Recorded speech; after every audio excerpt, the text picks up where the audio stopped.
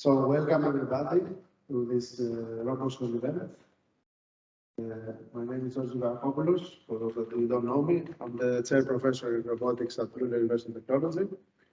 And I have the honor and the pleasure to start this event about RoboSol, a project that will be running almost for 3 years. And we have many challenges to take since the project started within the era of COVID. Actually, we had our kickoff meeting in Finland, Oulu, and then COVID came. So I think we had started meeting only one time, and then we can consider this a kind of pre-ending meeting. So we have 2 physical meetings in the project, one at the beginning, one at the end. However, we had the chance to do a lot of work because part of the project was how to create simulations and support the companies and local innovation ecosystem in robotics in general. So that's why we had many activities towards mining industry. We did a lot of studies, how to inspect tanks, how to inspect panels in the mines, but also we did studies of how to inspect the power lines to the local industry here in Luleå. And also we examined cases with underwater robots going in the sea for inspecting vessels in general underground or underwater terrains. And also we did a lot of simulations in Finland and Sweden towards pre-studies from different companies. So I think overall we had a super intensive 3 years, but we all believe that we had an impact to the innovation. That was one of the main goals of the project. Okay. So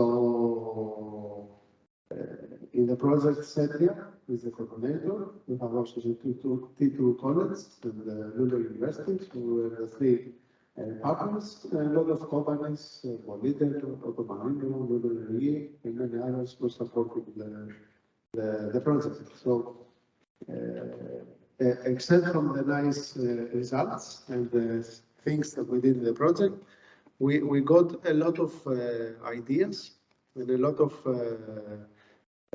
challenges to continue RoboSol. So we hope that it will happen soon, in the next, the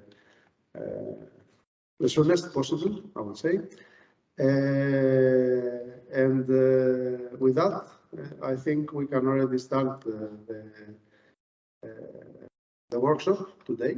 That will include, except from my opening, 3 presentations, one from Luleå University towards inspection technologies, robotized inspections, one from Centria that will also talk about simulations and how we can assist the business cases, and then from T2 I will talk about Cobots, and again also some results from the project the last 3 years. Okay, and we are planning to have also a session, more like an interactive session with open discussions, and also to show you some images, videos, and things that we've been doing all these 3 years. For example, next to me there is a drone that we have been using to fly in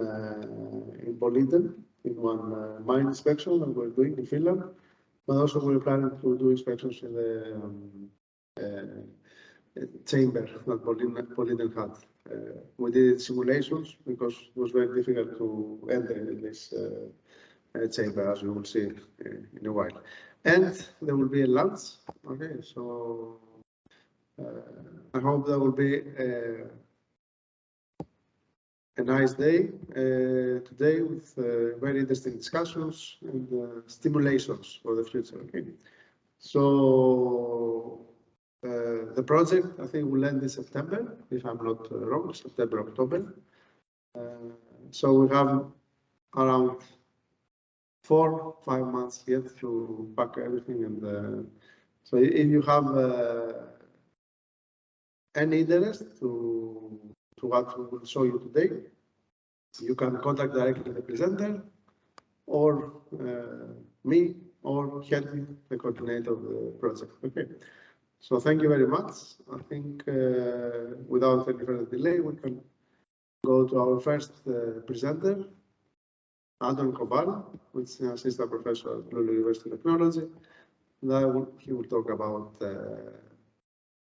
autonomous infrastructure inspection. Thank you. Hello everyone. Today I will talk. Our presentation from LTU will contain discussions about 3 use cases. I will talk about use case that is aimed towards power line inspection. It will be followed up by Assistant Professor Christoforos Kanelakis, who will present chemical reactor tank inspection and underwater structure inspection. So,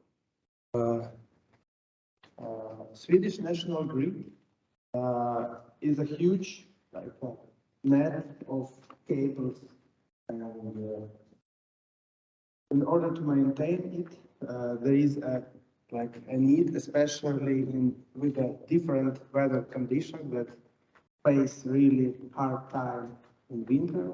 There is a need of its inspection and regular inspection. So in order to prevent infrastructure collapses, and especially this becomes super high importance due to energy crisis that is coming, due to limit of resources and trying to get green and actually overall to reach sustainable goals, so to become green and independent on fossil fuels. And for that, there are a number of challenges that commonly energy companies so there might be a need of structural inspection of the power lines for detecting cracks, gears, etc. So there might be also carried out a thermal analysis. For this case, to detect corona or any other overheating problems that can arise. Additional danger is created in very narrow vegetation areas, so where there is a problem of that trees tree corridor becomes very narrow, or tree height becomes too dangerous, so it can actually reach the power lines in the winter with heavy snowfall. Moreover, the power lines are prone to get stretched, so the buildup of snow on the power lines can actually increase the sag, and it is very dangerous when the power line may touch the ground. So these are 4 main challenges that we can highlight. And in my speech, I will talk more about the last showcase about ice and snow detection on power lines and actually detecting how they are stretched. So, in order to do this, we equipped an aerial platform with a specific payload.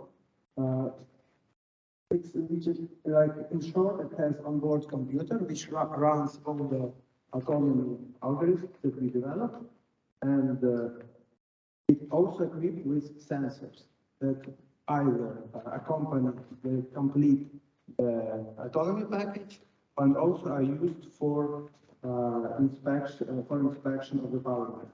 So in this example, this is from the field trial that we had in December.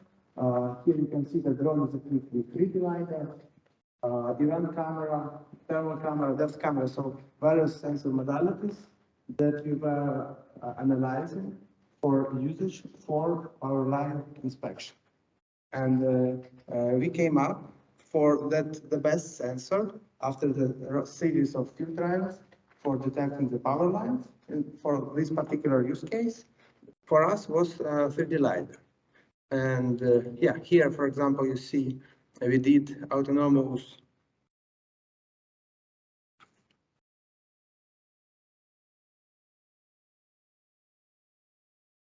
did field trials in December. So the goal was to fly over the stretch and return autonomously and register data. So as you can see, the power lines on the video, they're like on a specific height and they have sag. So basically they are stretched. And this is important for us to be able to conclude that we can detect the power lines with the sensor, and that after we detect them, that we can also detect ground. So we can do some processing analysis and extract the actual the height, the minimum height from the power lines to the ground, which is of really high importance. So, in short, the framework that we do can consist of basically like following blocks. So we take, this is what I'm talking is offline processing of the data. So after the flight, we have developed a framework which takes the registered gliders count that are compiled as a point cloud, and then we do processing of this point cloud, filtering out the vegetation and filtering out the power lines. And after that, we can do processing, as we will see in the follow-up. So here, for example, on the left, you can see how the acquired point cloud looked after one flight. And the outcome of our processing, you can see on the image 2, where we filter out clearly the power lines. And saying when we have this extracted model, we know all the dimensions. So for example, if we see want to look at any projection, for example, if that plane or any other plane, we can see the dimensions, right, of a stretch. We can see the distance between power lines, etc. Of course, the reconstruction is not very dense, but this is not the main scope. The scope is to be able to detect the minimum distance between power line and the ground. And for that, we also developed a simple an algorithm that models the power line with a quadratic equation, and solving this equation we find in the local minimum. This is actually the minimum distance from the ground to the lowest point of the power line.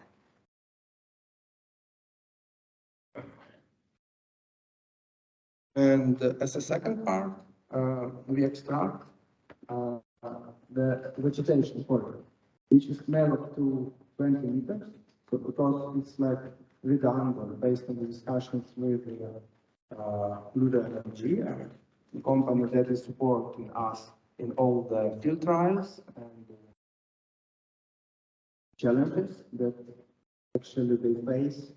And yeah, so here, for example, we see that tree in front is quite high, and it might be really valuable for them to know that, okay, this tree might endanger the overhead power line. Okay.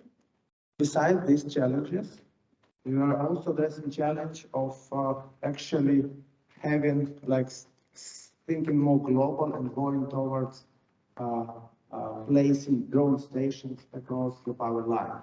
So it's having a vision completely autonomous inspection. And for that, our group developed a capsule that can host drone inside during any conditions, and that can also allow heat, so keep constant temperature inside, so charge drone. So basically all the required maintenance steps for keeping drone alive, so it is ready to be deployed and stored safely. Yeah, and in this video it's the first, yeah, you may correct me, I think it's first prototype that we built in our lab. Okay. So thank you very much. Now, Professor Konlakis will continue presentation. Yes, you can hear me. Hello everyone, I'm Christopher Konlakis. As an assistant professor at the Robotics and AI group here at the Luleå University of Technology. Thank you, George and Anton, for the presentation so far. So we will move on to the other two use cases that we have been working during the RoboSol project. One thing that I would like to highlight here in the presentation that we make is that our effort in the group is to turn robots completely autonomous, meaning that we want them to operate by themselves, no intervention from the human operator.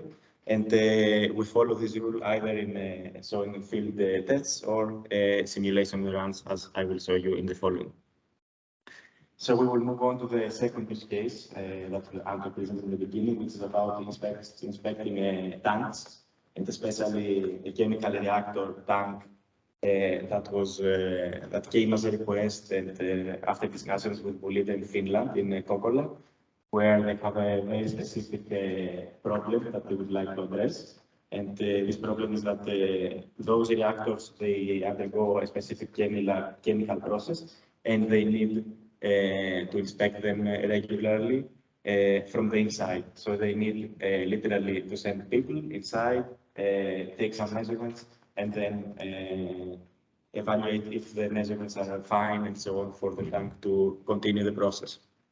So how they do it so far and why this is important? They do it visually. So they send the person goes inside the whole tank, they cover the whole tank, and then collects pixels, and or if it's very experienced, the person can identify on the spot whether there is a problem or not in the tank.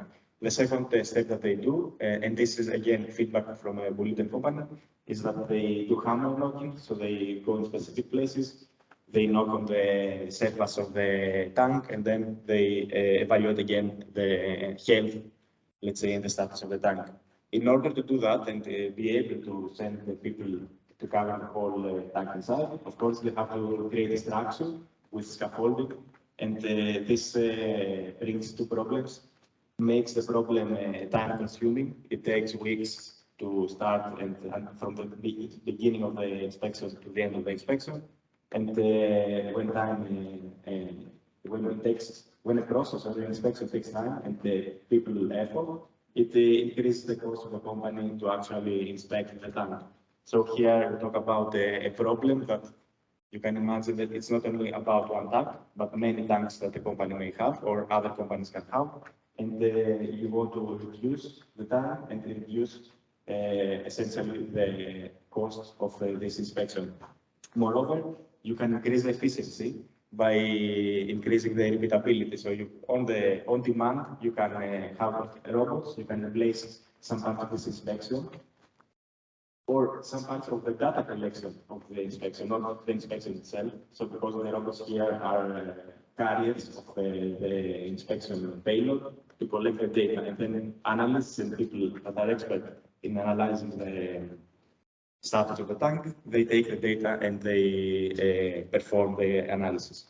So here again, we would like to highlight that we talk about tools that help and assist the process to become more efficient and sooner, so less time needed to conclude the results. So the requirements that when we have discussed with the company, the requirements that they got was about they were very clear about they wanted video recording of the damages on the surface layer of the tank. And this is because they said that they don't need more complex sensors or more elaboration on this, since the damage will be visible always, or it is expected to be visible on the surface. So if we have a well-illuminated part of the surface from a camera, that should be enough for them to inspect. And on top of that, they wanted also to append a global, let's say, coordinate position, X, Y, Z, in 3D dimensions, in order to say that in this point in the tank, I have this part of the surface that seems to be malfunctioning, and we need to replace, repair, and so on and so forth. So you can imagine that we collect, you get an image, and the coordinate location in 3 dimensions. Of course, when we talk about deploying autonomous robots, there are different types of robots. Mobile, land in the water, aerial, and so on and so forth, or climbing robots. But in this specific case, as you can imagine, the most appropriate, based on the discussions and the initial feedback, was the aerial robots, since they can fly in, let's say, narrow areas, they can avoid obstacles, and they can reach places that the mobile robots cannot reach, thanks to height differences. Of course, the robot and the autonomy should always be aware of obstacles and avoid them, because you don't want to damage your structure, you want to inspect it. So imagine that if the robot is ignorant of the inside structure of the tank, there is a high chance that you collide. And when you collide, you create further damage. So always it is a need for autonomy to avoid the collisions. And of course, another comment that we got from the woman is that they wanted to inspect the tank from the bottom, so you can access the reactor container from the bottom, and then you can deploy the robots from there. Of course, concepts like this can be extended with the capsule that we saw before. So the capsule that Alan presented for the power line inspection for Arctic climate, you can also have a similar concept for a robot inside the tank. So it is always protected if possible. If not, okay, you can have some errors, and then you deploy it from there. So you can make this process repetitive and on demand, which is very, very useful for the companies in order to keep the tank and the process ongoing. In the third video here, you see an example of how a tank looks like and give you an idea of what we talk about, just for you to try to visualize how, I mean, if you can consider it as a closed container where you want to deploy a robot inside, and as you will see in the simulation video that we have, there are other structures hanging around in the container. So it is quite complex from a perspective of autonomy, and of course challenging for avoidance, state estimation, and so on. From our side, after we got the initial discussions, feedback, and so on, and we got to see how the Cabana look like, we went, we generated and discussed about 2 different approaches. All of them are, you can consider them as button click solutions, meaning that you click a button and then the drone does its mission and then it comes back to its position. And the first approach or the first section is about exploration, meaning that you don't have any knowledge of the environment. You deploy the robot collects information from the environment, it collects the initial inspection data because it can carry a camera, and then it lands. And the second mission is you can consider this is the repeatability of this type of systems, because once you know how the environment looks like, and once you have some initial inspection data from the surface, you can say, okay, I need to check again. I'm not sure how this data or the quality of the specific surface part is not good. So I want to visit again this point. I want to collect again more data from that surface and surface part and so on. So you see here that you create a cycle where you can redeploy unlimited times, of course, based on battery, and there are some practicalities that we don't talk about on the day. And then you can get a result again based on a single button solution. So the 3 things that we targeted, again, we will show you here in the simulation. We'll talk about autonomous navigation in the tank. So there is no human operator giving any command on the robot. The robot is deciding by itself where to go. And again, based on either we do inspection mission 1 or 2, the robot can visit the points of interest. So if you have a surface that you need to get more data, then you have the capability to visit this area again, and you know exactly which area is this, because we talk about a global coordinate frame. And of course, as Anton said, and I didn't mention so far, in order to enable this, you need some autonomy payload, some sensors on the robot. This is one part similar to what I presented in the previous slide. But also you can carry the inspection payload, which again, in this case, we talk about visual data. So we talk about the camera. that can be mounted on the robot. And this is a video that we place that we made for demonstrating the inspection mission 1, where we want to deploy a robot in a previously unknown area. So in this case, or in this scenario, we don't know how the tank looks like, and we just say to the robot, fly inside the tank, no other comment from our side. You can see on the left side the sensor data that are generated from the onboard system of the robot. On the right side is the graphical visualization of the robot. So we have the capability that I didn't mention here, but I will mention in the other border cases, that we can generate simulation and virtual world. We can create virtual worlds in simulations in any structure that we would like to get. And yes, so here you see more or less how it looks like. You can see some pipes hanging here and there. And on the right side, on the left side, sorry, you can see how a 3D map will look like and how the robot can move around. And also here in this part of the video, you see the onboard camera. So again, the drone flies by itself in this complex structure, and you can get feedback from the camera directly registered to a global position. And also another point or another difference in this simulation lab was that we add texture in the environment, in the tank, to look more closer to what the tank of such process would look like. Then I will move on to the inspection of underwater structures. This is another use case where the concept again is the same. We want to have autonomous robots inspecting infrastructures. Underwater inspection can be used for infrastructures or structures that are underwater, for the seabed, if you want to evaluate how the seabed looks like, if there is any garbage and so on, and for caving systems that are underwater and you want to explore and so on. So the concept is same, as I said, robot, sensors, autonomy. And this work has been, or this use case was in collaboration with a company from Finland, Marino, where we got a lot of feedback actually from them, which was very valuable. And you will see it also in the simulations runs that we did, and I will comment in a moment. So as I said, with the tank, the chemical reactor, we have the capability to generate physics-based simulations that can be realistic and can be one-to-one with reality, meaning that if I run something on the simulation of a drone, I can run exactly the same path or the same software on a real on a real hardware drone with small modifications and tuning and so on. So here we generated a virtual environment that a robot could float in the water or underwater. We defined the basic behavior that we would like the robot to have, so meaning navigating from point A to point B, following a path and avoiding obstacles.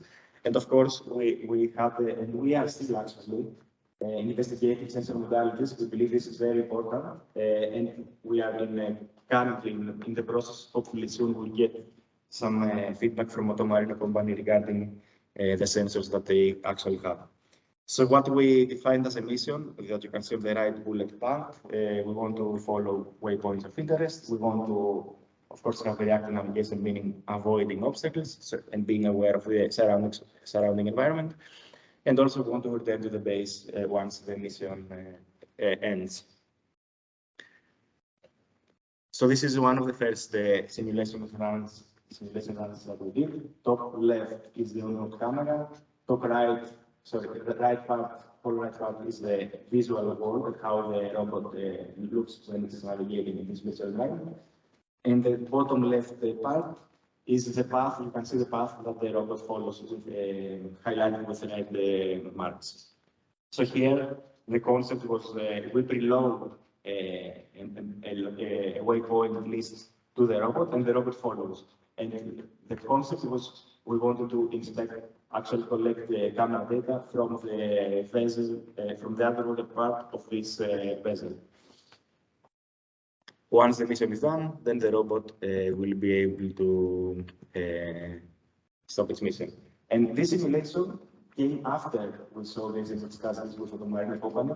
because they brought up a very important point, which was about flying, the problem of obstacle avoidance and flying closed structures.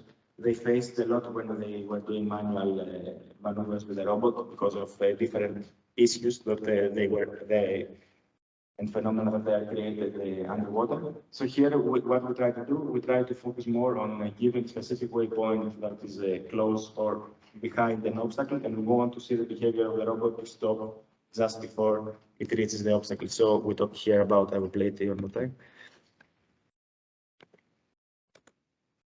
We talk about safe navigation and avoidance for the obstacles. I will close this presentation and the discussion here with one last slide. So, as I said, we want to deploy robots in real life, and we have the chance during November to visit Finland and visit the tunnel, the underground tunnel that Kallio owns. This is a research lab, as far as I remember, and we have the capability to test the robots there, both in the US area, and we have the chance actually to generate an autonomous mission. I will play it's more towards the end. I think we will take this video for the open discussion, and we will show it from YouTube because there is a problem with the playing it now. So we'll move on, but you will see it. It's about following a tunnel, which is relevant to either, it's a horizontal structure essentially. You can consider it the same as the tank, but moving horizontally instead of vertical axis. And it's underground, so it's a closed surface compared to the power lines that we saw before. Just as a final concluding remark, we'd like to show you and present you some team members. We are the robotics, as the previous speakers talked about, robotics in the IT. The chief professor is George Zagorakopoulos. We have some assistant professors, some postdocs, and a lot of PhD students and research engineers that are currently working on different types of research directions related to robotics and autonomy in robotics. Approximately 31 people in the group. So soon you will see. This is running the system in different environments, but soon you will see the one run on the right here in Finland, where we deploy the robot in a previously unknown area, no knowledge of the environment. The robot follows the tunnel. In this case, it looks for specific objects of interest and gets their location in 3D coordinates. So essentially, the system that you see here is exactly what we described for the tank, but you have the capability to append a global position in 3D space of a specific object in a 3D coordinate system. So instead of following a tunnel, what you need to do, you need to convert your system to be able to move vertically and essentially do the same type of mission. So you see here how the capabilities can be moved from one use case to the other. Of course, there are challenges in deployment, and we are investigating in getting closer to real-life deployment for the tank as well. With that, I would like to thank you very much for joining here today, and I assume that we'll get questions and discussions during the open discussion session. We can move on to the next presentation. Thank you again. Thank you. I guess you can hear me. I am Heidi Kautinen from Central University of Applied Sciences. I work there as a project communication officer, and I'm here to present what we do at Centria. With me today, I have Antti Takalo, who is more aware about what's going on with the robotics. So if you have any questions about that, then you might address them to him. I will start my presentation with a brief introduction to Centria because it is quite important for this topic. We operate in 3 small cities of Kokkola, Jakobstad, Pietarsaari, and Ylivieska. And that means that we operate also in 3 different regions in Finland. We operate on Northern Ostrobothnia, in Central Ostrobothnia and in Ostrobothnia, which means that we also can apply money from really different regions for projects. What are important industries on our area are chemical industry, of course, in Kokkola area. Also in Ylivieska area, we have a really vast construction industry and also subcontracting on construction and building industries. We are a tiny university. We have about 4,000 students, and about 600 of them graduate each year. We have about 300 persons in staff, which means that we have about one person per each 10 students. We are an international university of applied sciences, one of the most international universities in Finland. We have about 500 international degree students, and it is a good advantage for us.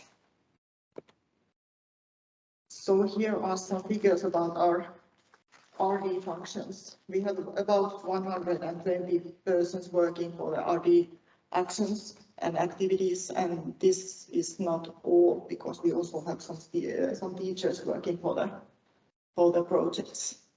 Annually, we have about 120 projects, of which about 26 to 25 is international.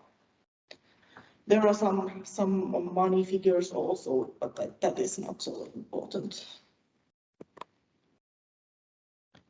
So what are our strengths on this area is that we work quite closely with the companies of the area. So it is really simple and easy for us to get companies involved in the projects, and we can do demonstrations easily for them.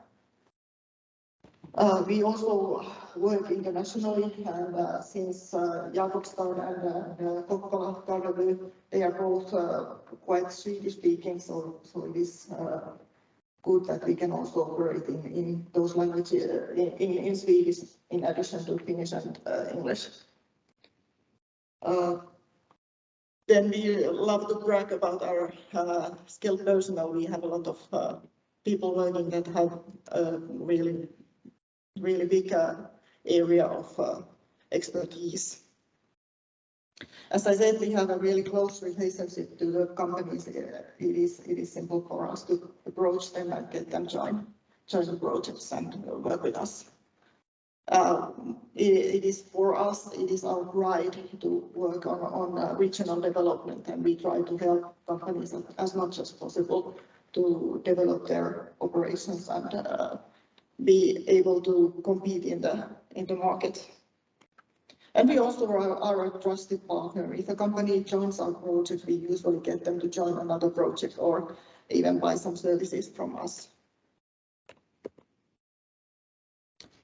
So as I said, we have quite many projects going on, but we also have some other services that we can give to the companies. We have development services, which means that companies can come and test their products with us in various areas. It can be something to do with simulations or other things like that, but it also can be well, for example, cyber security or testing some vibration testings for the components or stuff like that. And we also have training services. It is possible for the company, if they want to employ new people, we can provide training for the applicants, and then they get a trained person to work for them. So here are our priorities. We work on 4 areas. One of them is digitalization, and they have a lot of things going on there. They are working with drones, they are working with cybersecurity, as I said, with 5G networks, and a bunch of other things. For example, intelligence in farming is one of the new areas they are working on. Then there is a chemistry team, and they have a lot of collaboration with the local local companies and operators. Production technology is the team that works on RoboSol project, and we help people in their companies to work with robotization and developing their processes. And then we also have entrepreneurship and well-being, which helps companies to develop their functions in a more personal or people level.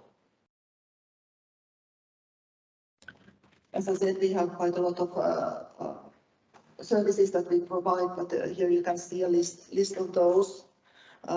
What I would like to highlight from here, we also provide service for fairs. So if one wants to go to a big fair in Europe, for example, we can provide a booth over there, and we can give just to get everything there from coffee to the walls. So we also have a great list of laboratories on which we operate, and there are quite a lot of things that can be done in our premises. I guess I would like to highlight from here the Robo 3D lab, which is working on cobots and mobile robots and simulations. So now we come to the technology transfer model, which has been developed in Centria in several projects.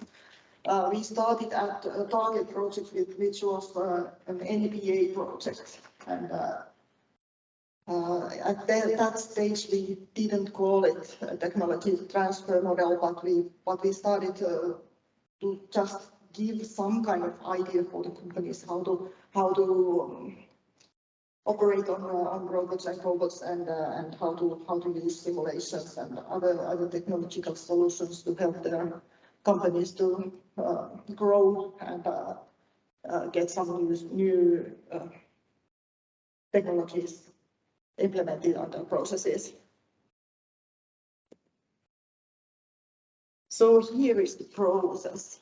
We start by getting to know the company. We interview them, and we try to get into the company, what they are actually doing, what are the problems, what are the bottlenecks of the production, and we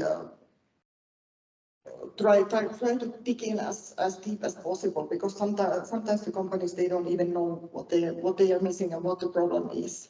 But our experts, they go to the companies, they visit, they walk through the operation line, and they can check out if they notice something that the company that hasn't even themselves noticed.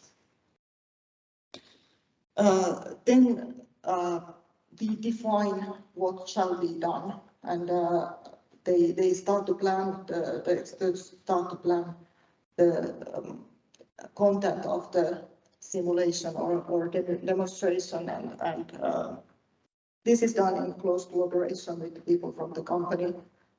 And initially the Centria people, they create a demonstration at the laboratory, and will make it as ready as possible before taking it to the company. I have to mention that I have some pictures from the actual cases that have been done during these projects. For example, in this picture that you can see, there are some drone milling, not drone, but Cobot drilling made in the project. Then is the piloting and demonstration phase. This can be done either once, or it can be done multiple times in a row. So in this stage, the mobile devices are taken to the company premises, and the demonstration is done there. We have found this really good way to show the companies how easy it is to implement, for example, a Cobot to the operation. In the easiest, it can take like 15 minutes, and then it operates as a part of the operation. On this picture, we have a paper plate factory where a Cobot is helping them to pack those plates. A stack of plates is gathered in one, and then this Cobot will lift the whole stack and put it in the box.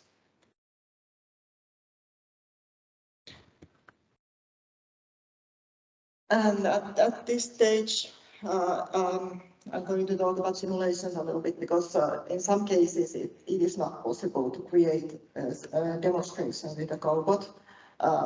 These are mostly the cases where we don't have, for example, a suitable robot for the case. And in this simulation, there is a big boat hull which is done with the robot welding, and the robot is bigger than the ones we have, and that's why we have been making a simulation for the case. After that, we will report the results. We will tell what is the benefit for the company to start using the robot, or even to invest the robot, and that helps the company to make the decision and maybe calculate if it's a good idea to get one. Then I have a video. This is a long one, but I will try to hop from one section to another. And now it's not working.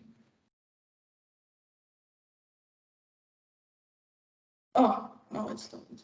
Okay. So first of all, there is some welding case. There is an acid-proof piece that is welded with the Cobot, and the company saw how it happens. These are usually done by man.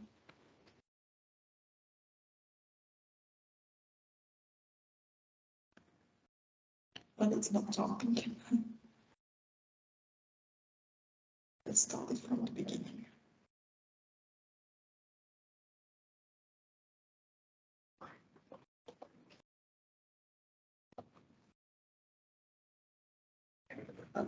Jump from one to the other. Just a little bit. Okay, so here is another case. What I was talking about. You can see a robot moving the plates from the production line to the boxes.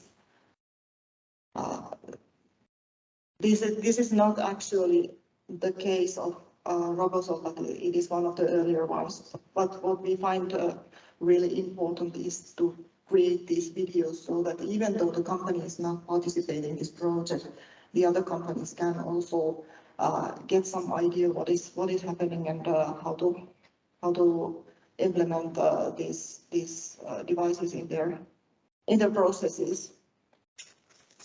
Here we are moving the ores for sanding machine, which is quite tedious work for the person to do, but the machine vision can recognize the ore, and they will pick up the ore and place it in the right direction to the sanding machine. And this enables people to work on other processes. There are some plastic parts that are produced, and the Cobot is helping them to stack them in certain way that it can be packed in good way.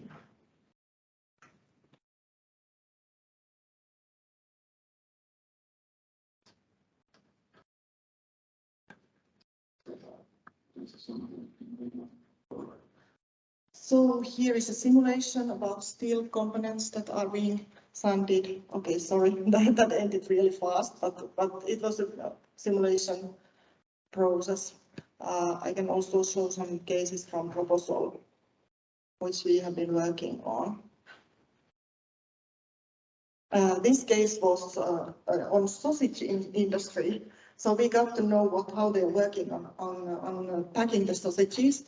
And the people of Centria were taking taking a look at the actual process when they are making the boxes and then just putting the sausages in and packing them on the pallets. Then we made a simulation how this could happen. So in this simulation, a person folds the box and then just moves it to the Cobot, which is packing the sausages to the box. Then the person closes the box and the Cobot will move it to the pallet.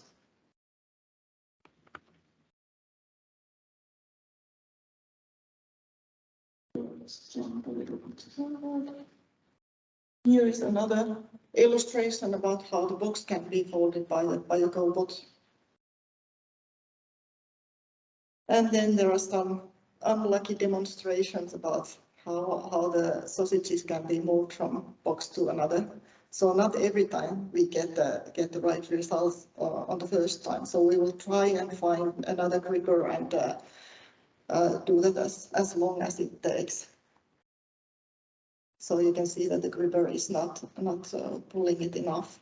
But then finally we found a good solution and the sausages are finally moving. Then there's this simulation case about welding the boathouse, and this was only simulated, not made in demonstration phase. But it helps the company to choose if they want to adopt a robot on their process.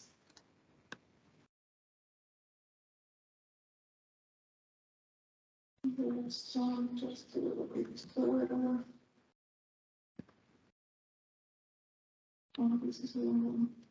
Okay, so then there is also a demonstration about robotized storage and how to move the pallets from the storage to the operations by using a mobile robot.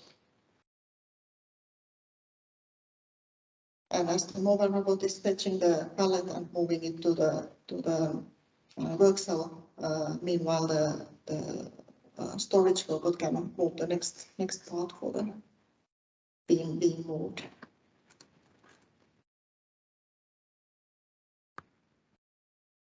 Here you can see the mobile robot operating on the work cell, and you can use 2 work cells at the same time when the mobile robot is moving the pallets.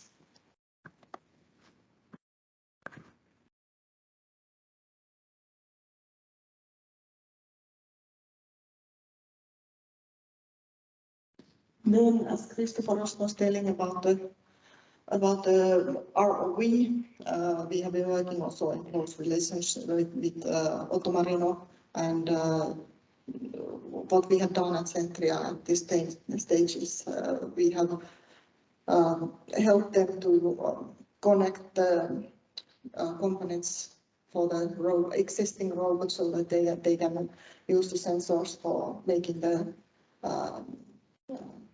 for checking the structures and the surface of the seabed. And here is also some pictures from Luleå and from our case where LTU was also collaborating with us. I guess we can go on with the presentation now. Let's start again. Okay, so I'm going to talk briefly about what we are using as a tools in these processes, and one of the most important is the cobots. We have various sizes and multiple cobots that can be used. What is good for this, what is benefiting for people is that you can work with the cobot in the same space and you don't need any security structures around the cobots. They will stop if they touch you, they won't hit you hard and they won't make any damage. They also are really easily programmed. It is possible to use tablets or smartphones for program them, and you don't need a specific education for using them. It is simple for even an ordinary employee of a factory to start using them. And what's good also is that they are mobile, they are transferable, and it is possible move the Cobot from one workstation to another and implement it in only a few minutes. So it is simple to get them and work. This picture is actually from one of our collaboration days, in which we had the pleasure to demonstrate robotic welding to T2 College. Cobots are really capable for many different tasks that are, I would say, on the lighter side of the manufacturing. So they can be used for drilling, milling, cutting, gluing, painting, helping in assembly. They can hold a piece and the person can add something on it, or some other way assist for the tasks. As I said, we have been implementing them in various industries, and they have been tried in food industry and metal industry and welding, wood and plastic industries, moving parts from place to place and helping the people avoid the mundane or tedious works. And also in electric and electronic industry, in which we haven't done that much yet, but hopefully we'll do. Then we also have mobile robots, a couple of them at Centria, and they are good for moving things autonomously from place to place. So you can program them to go from, for example, from their house to pick up things and move them to another place. One of the cases in RoboSol was at Soite, which is a hospital, and they moved things from the operation room to the maintenance room, for example, operating devices, and then the other way. And we try to solve things like how to use elevators with the mobile robot and how to get them working in collaboration with people so that nothing happens when they pass in the hallways. They can also be used for moving trash or tools or components in different places. And as been said, simulation is really important, and we are using various simulation softwares at Centria for creating as good simulation as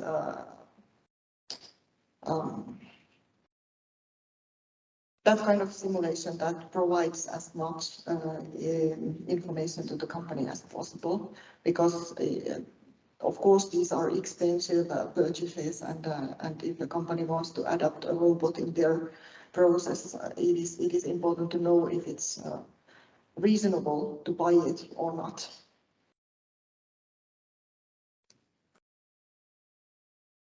It is possible to simulate production lines and cells. They can be really, there can be various devices, and all the bottlenecks can be counted really accurately on these simulation processes.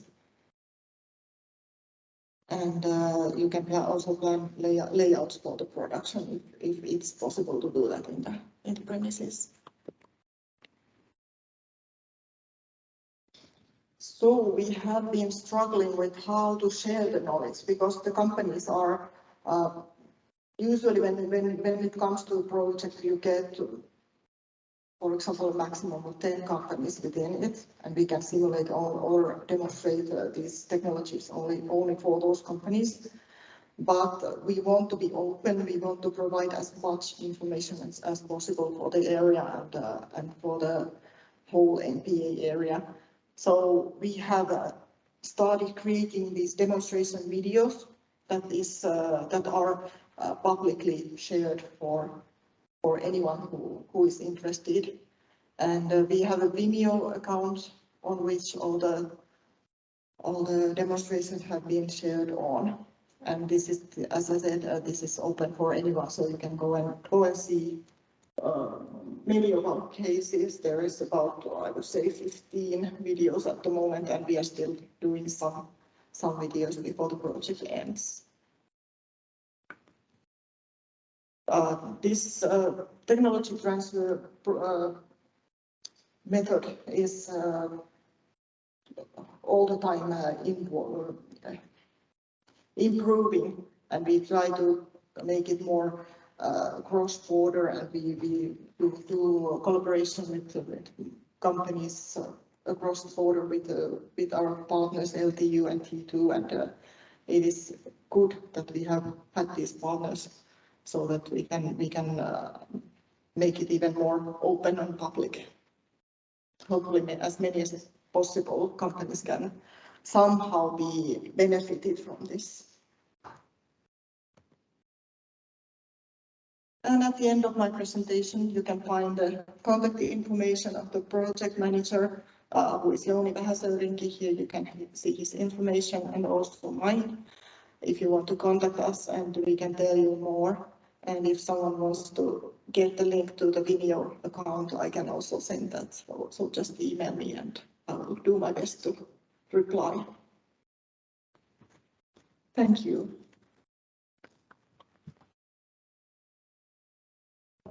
Hello. So now will be the last presentation from T2 College. I will connect Yannick. Hello, I'm Yannick Limberg from T2 College, and I have a cold, so I couldn't join you today, unfortunately. But I also have Christopher Landin, who is with you today, who will show you a bit more in depth on what we've been working on for the show and tell. In RoboSol, our part is about cobots. So we worked with several different companies with different cobot cases, developing concept solutions for different types of problems. And today I'm going to start just talking a little bit about T2 College and what we do, and then show you some of the cases that we've been working with, and then we will go into more depth with one of the cases. I also have a lot of videos, so I hope we can play them. We'll see, you never know with this kind of setup. So, T2 College. We are placed in Skellefteå, or based in Skellefteå. And we've been around for about 5 years. We're mainly a education company.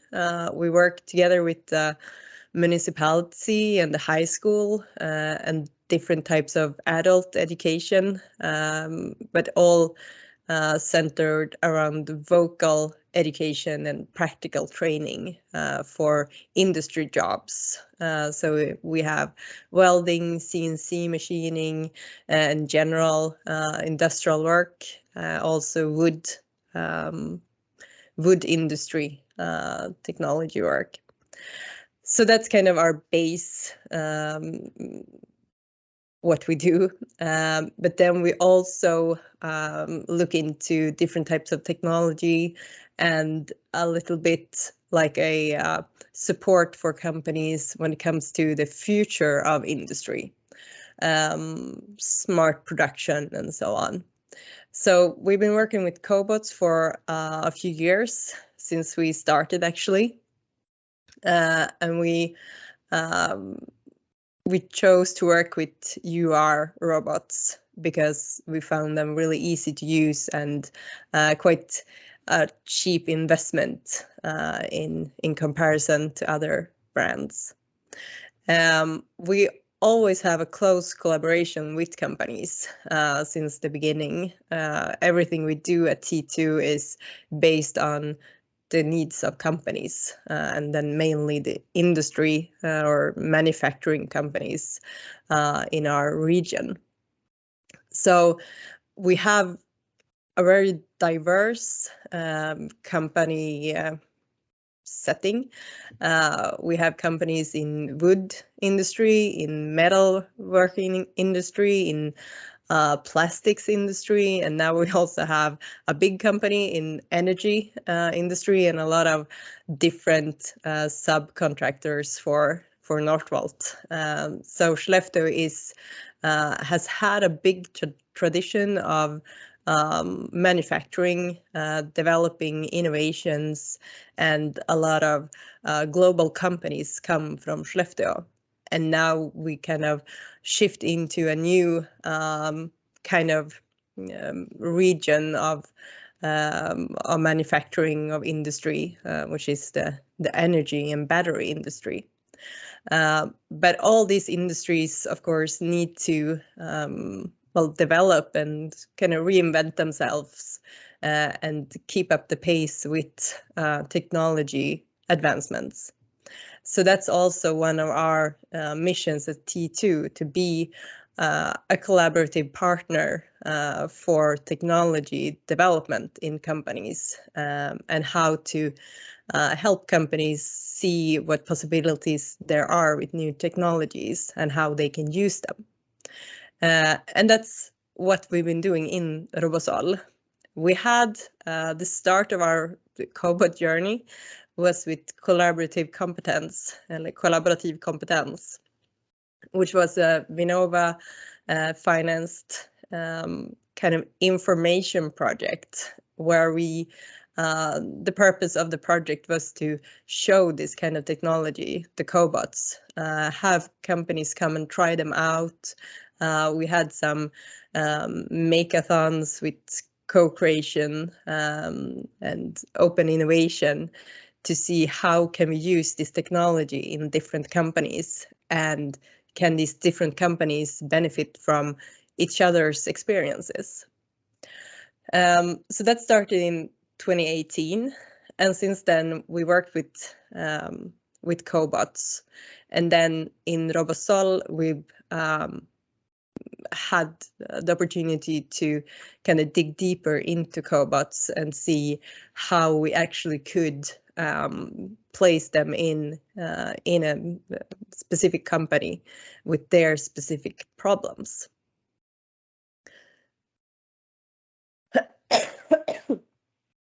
Sorry. So the scope for T2 College in RoboSol has been to help companies evaluate the use of cobots, where we've been, like Heidi described earlier as well, the first step, contact companies, get them interested in participating, and then together with the company identify problems or just places in their current manufacturing setup where a cobot could be useful. It could be either that they've thought about different problems that, for one or other reason they don't, their employees are not happy working at this station, for example, or it's kind of dangerous or a bad working environment. So together with the company, we've selected the cases to work with and identify the problems. And also, of course, the companies need to be a little bit further in their thoughts about this technology, so they're kind of ready to actually do something with the results after the project.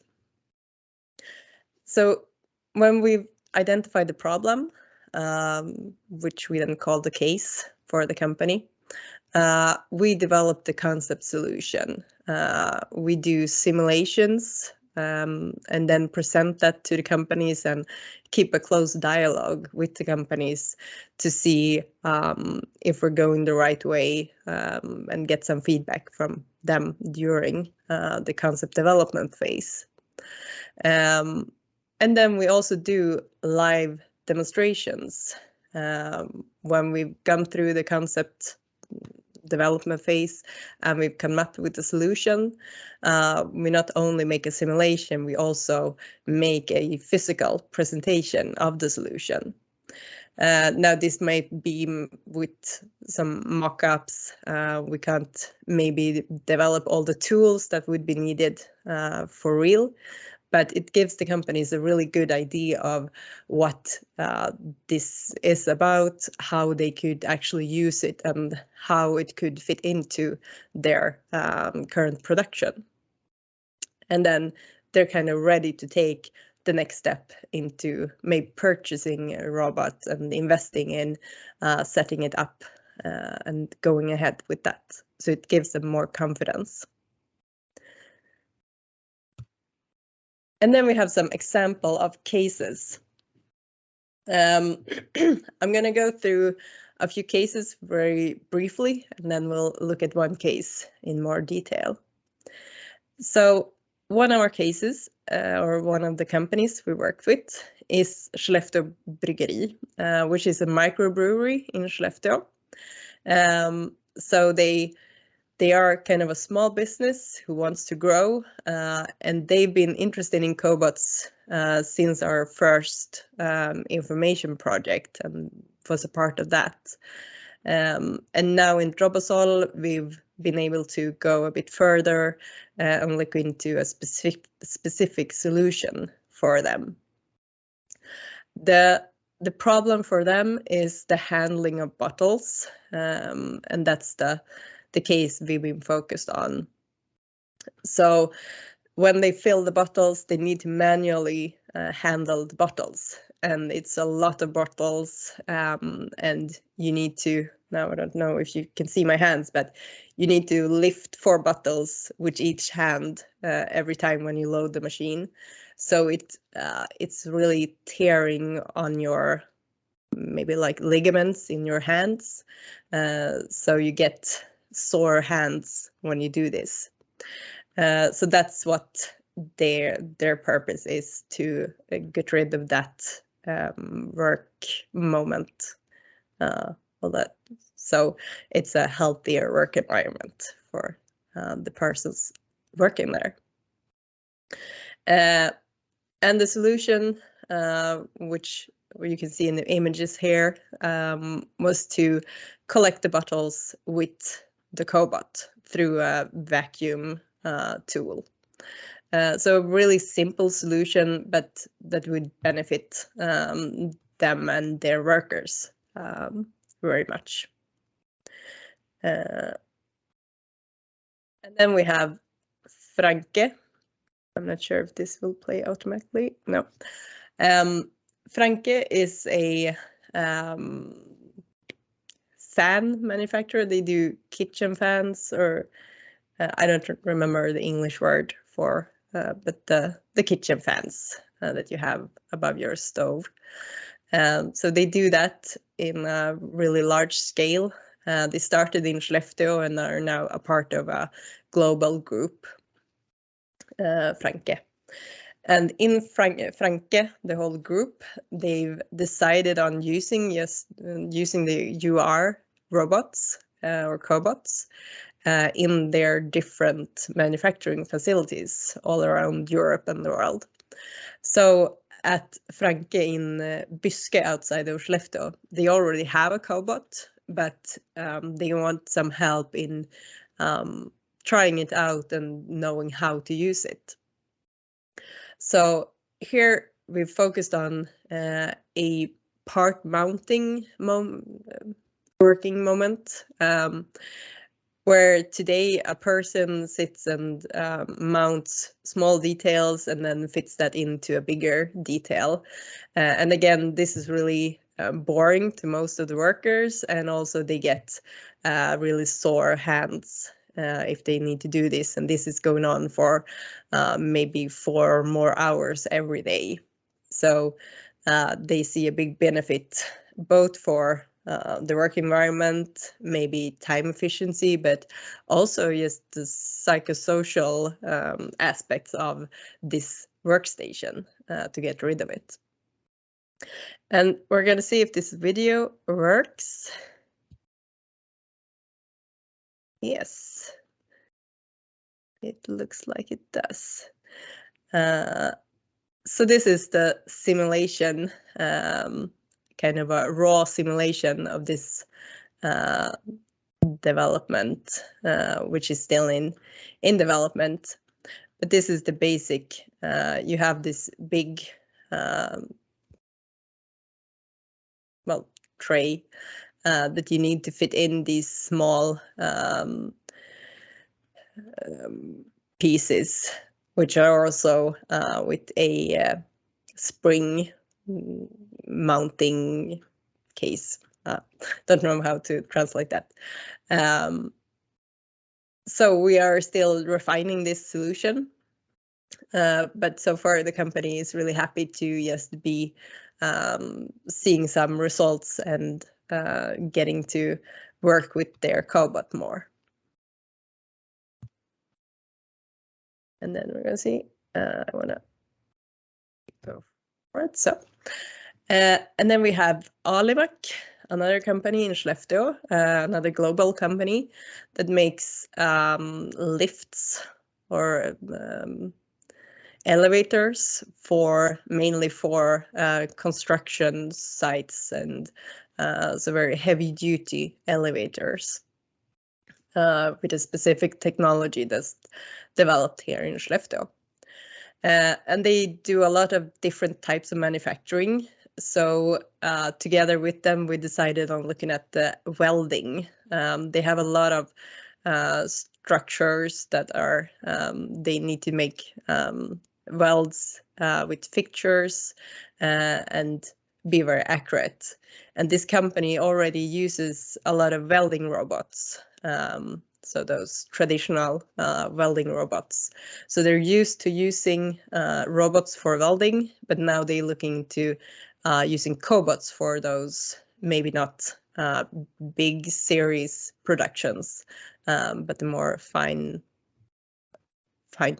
productions. And the purpose here is quality improvement, because these are now made by hand. And of course, you can get some differences between different people and different handling. And also to get it to be a more time efficient work, where the operator or the welder can make the new fixtures while the robot welds, for example. So this is a simulation of that case. And as you can see already, we have a lot of different types of cases that we worked with at T2. And this kind of reflects on the different types of businesses that are around our region. We have a lot of different possible applications for cobots. And this company is actually also almost investing now already. Many thanks to the RoboSol project, where they've got to get some extra help with thinking about cobots. And then we have Plastics, former Plastteknik in Ersmark outside of Skellefteå. They work with plastic, I can't remember the word for it, but plastic molding in different ways.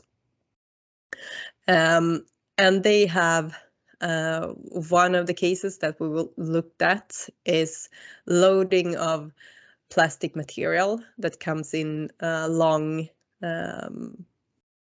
sticks of plastic that need to be aligned a certain way when it gets put into the machine.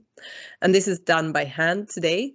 So the purpose for them is to get rid of this work station where it's kind of high lifting. You can see in the image here, there's some poles going up, and that's where you need to stick the plastic rod down. And then also this causes stress because this needs to be filled continuously, but you can't have a person just standing here and waiting when it's filled and wait for the next time. So the person working here also has another workstation to tend to. So there's a lot of stress of keeping this machine constantly filled and also taking care of the other machine. So here we're gonna look at the simulation for this one.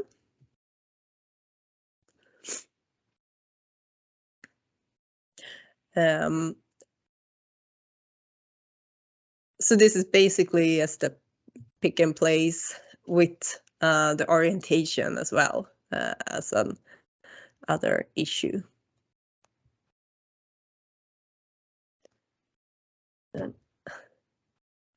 And then we have Bariko, which is also a local company here in Skellefteå. And they work with composite panel superstructures for vehicles like trucks and lorries, where they make structures that could be refrigerated structures for like the food trucks, for example. And they make this with sandwich board and aluminium frames, and this needs to be sealed, of course. So this is the case we've been looking at this company. The problem they have today is that depending on which person that does this, they can have a different result, and it takes some time to get really good at the sealing process, the work, the handling of making these seals that they do by hand. We've looked at sealing one part of this superstructure, the door part. They do have the same issue with the whole, like the whole box structure. So that would be a continuation, but that's of course not in the reach of a Cobot when we're talking about maybe 4 meters wide structures and 3 meters high and so on.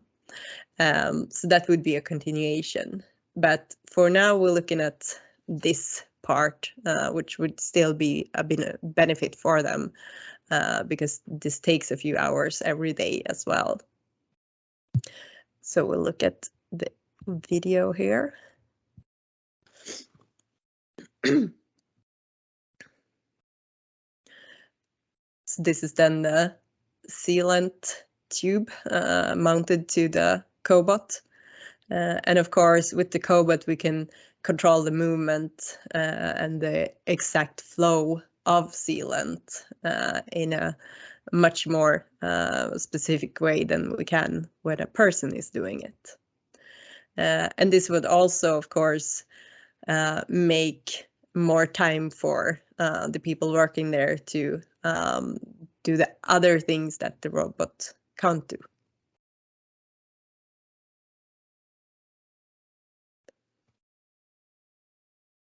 So those are a few of the cases we work with. And now we're going to go look a little deeper into this case. WJ Snickerier, wood carpentry maybe. They do a lot of restoration of windows. And they can also make new windows, but their focus is restoring the look of old windows, even in new buildings and so on. And the case we've been looking at is painting of these wooden window frames. A little bit about WJ Snickerier or VJ Snickerier. They are based in Norsjö, or well, outside of Norsjö, which is about 8 mil, 80 kilometers from Skellefteå.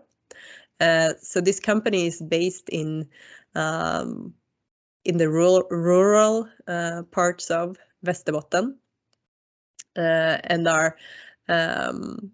they have all those challenges that you would have in a rural setting. It's far away from the coastline, it's far away from the big cities, but they are really close to the woods and nature, and they also have a really high-tech manufacturing line. So it's a really nice company with a lot of forward thinking, and they want to develop their process and their company. And they do a lot of investing in their machines, for example. So they really want to improve, and even though they work with restoration and maybe what would have been a handicraft back in the day, they do this with modern tools, and they really see the benefit of modernizing and maybe also using robots or cobots in their production. Today, they do a lot of the manufacturing with CNC machines and other digitally, CN machines. And they do, however, the painting and lacquering of the windows, they do that manually. So this is what they wanted us to look into at their company, how to get this process automated as well. And then the question was, is this possible for a cobot? And today they have all the frames manufactured, and then they manually handle these. So they carry them from one place to the other, hang them manually in the spray booth, and so on. So it's all done by hand and by people. So the aim was to, like I said, automate the spray and painting of the frames. And one of the main problems with this is that they do a lot of different types of frames. So they don't have just a few models and they reoccur and so on. Since they are specialized in restoration and customized windows. This means that their window frames will look a lot different from day to day. So this is one of the issues they have as well. And like I said, today they do manual handling, they hang them manually, they paint them manually, they have people doing the whole line there.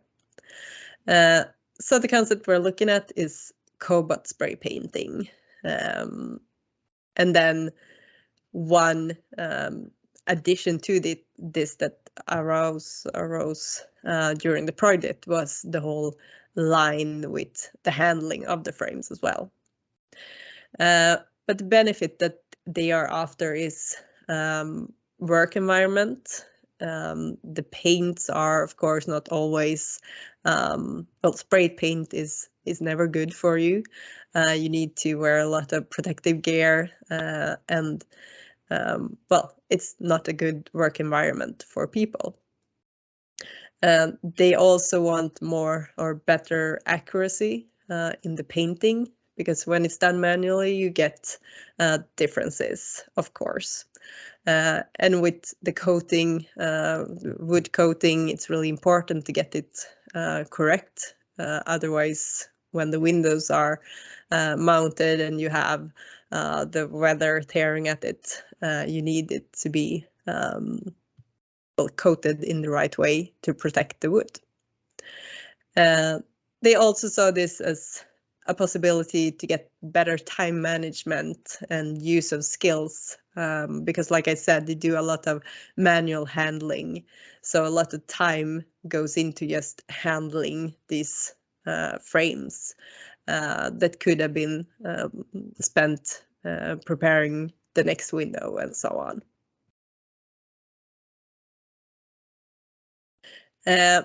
And while we worked with VI, we started with the Cobot and the simple solution, placing the Cobot is simple. Well, yes, placing the robot and then looking at how can we spray this window.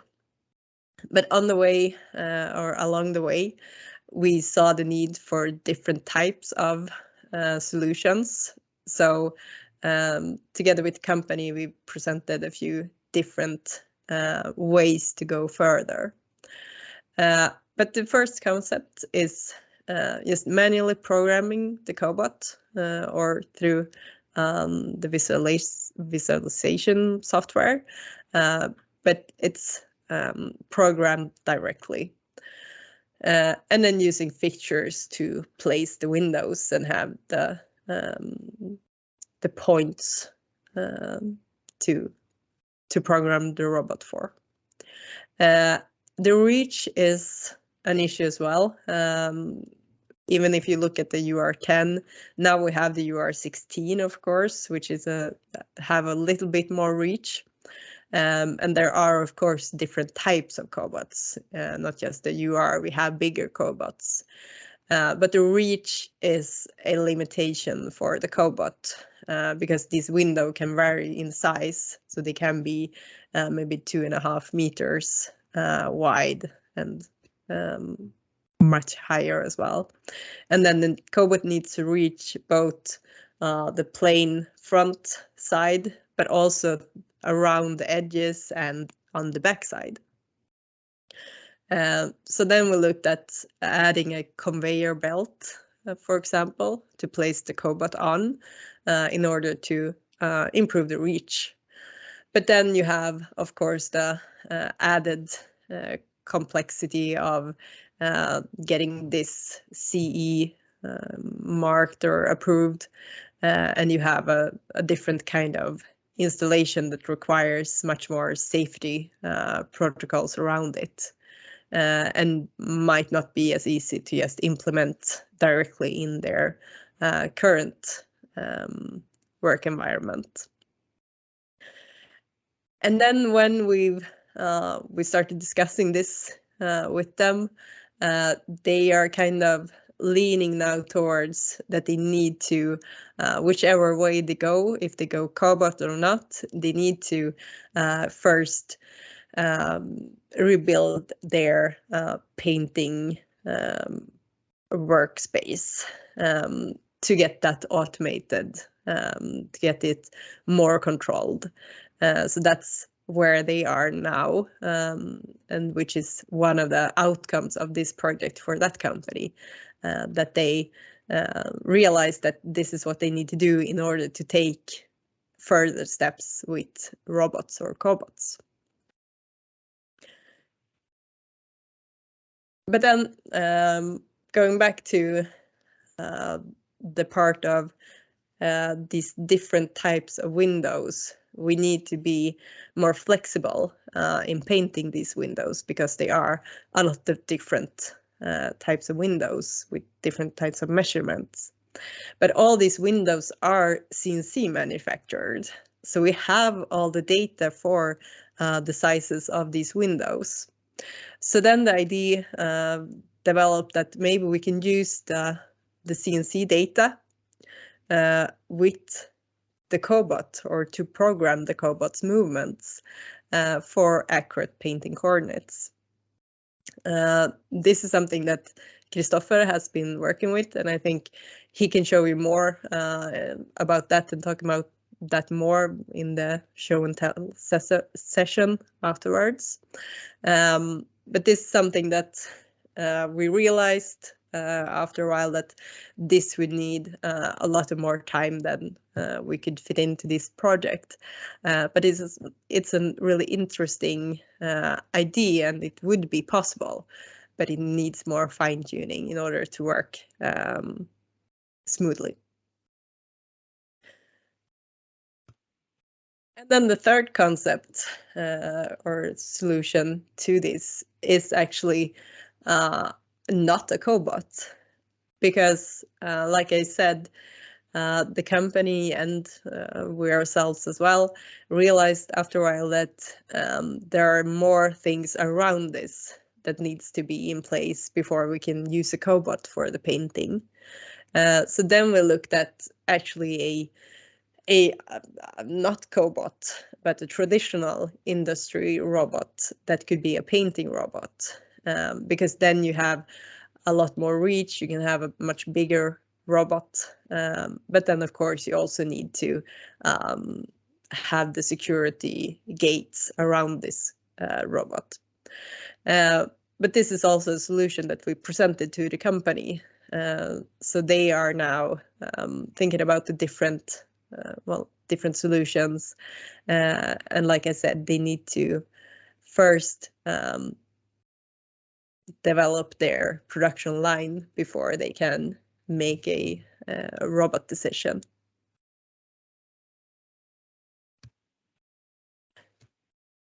All right. So then we also made a demonstration at their facility. So we brought the robot or the Cobot and set up a kind of mock-up, as you can see, but just to demonstrate how this could work. So this is the program that Christopher has programmed in Robodeco, the simulation software. And then we could show it to them on site. And this is really great both for us, but as well as for the company to actually see the robot, see how it can move. And we also show them how to use the Cobot and how to program it. So this led to that we could stand together with them like this and in real time make tweaks to the program, try out different things. Because of course we have the Cobot knowledge, we know how to program it, but they have the, well, in this case, the painting technique knowledge. So this was a, let's say, mutual knowledge transfer that we could get more input in how this should move in order to get a good result with the paint, and they got to see how to actually program this. And then we have had more people at the company as well, the people working there, who also got to see the robot in action, try it out, get familiarized with it. And this is something we think is really beneficial for both companies and us who wants to help the companies, but just understanding and seeing it live and also kind of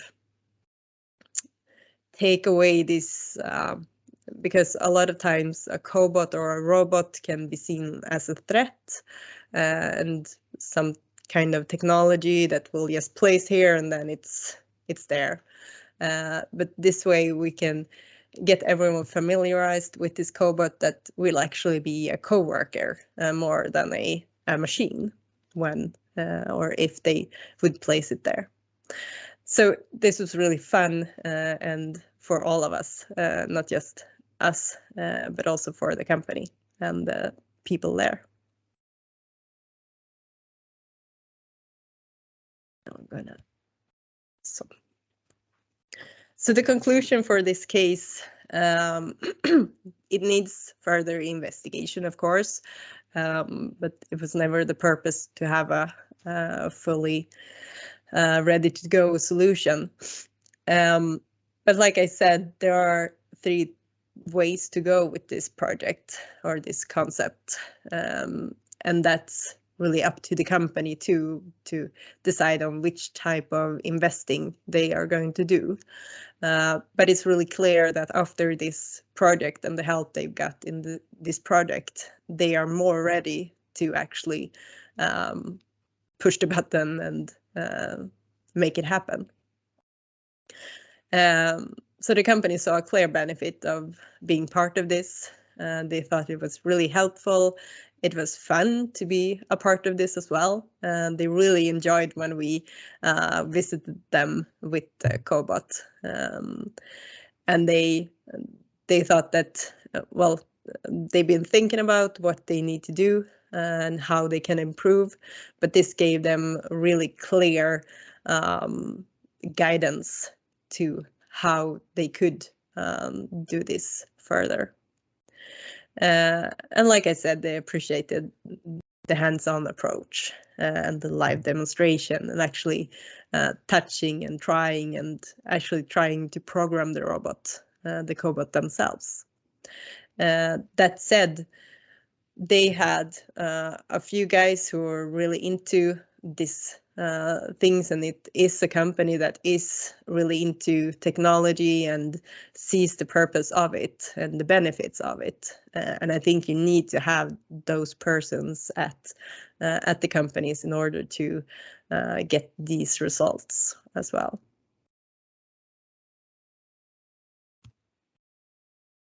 So that's all I was going to tell you today. And now the thought was to give you some live demonstrations with the Cobot. Unfortunately, we had some mishaps this morning, so the Cobot is unavailable at the moment. But I think Christopher will show you some of the simulations in the software Robotic DK that he's been working with. But I'm not sure if you are doing that now or for the show and tell in a little while.